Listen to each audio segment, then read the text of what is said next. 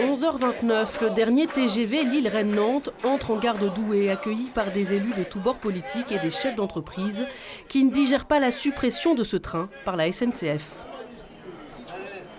Moi, dans mes collaborateurs, j'en ai 4 qui viennent de Bretagne et de Pays de Loire. Donc pour rentrer chez eux, pour accueillir de la famille, etc., c'est pénalisant. On perd de l'attractivité dans le Douaisis, on perd du temps pour chercher des correspondances.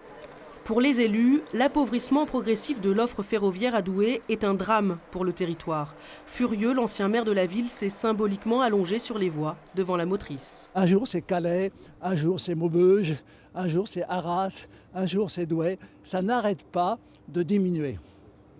Tout ça au nom d'une logique de soi-disant rentabilité de la SNCF, comme si la SNCF n'était pas un service public.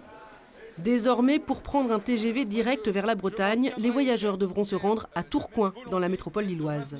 Très mauvaise nouvelle, déjà, parce que trouver des personnes qui soient disponibles pour nous conduire, par exemple à Tourcoing, maintenant si c'est à Tourcoing, c'est pas simple. Que ce soit par la voiture ou par le TER, c'est difficile d'aller à Lille.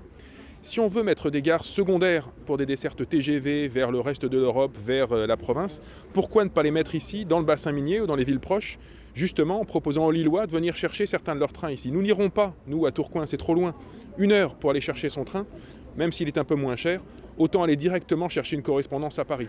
Avec la grande région, ces élus aimeraient bien qu'une gare soit créée entre Arras et Douai, permettant à ces territoires de poursuivre leur développement économique.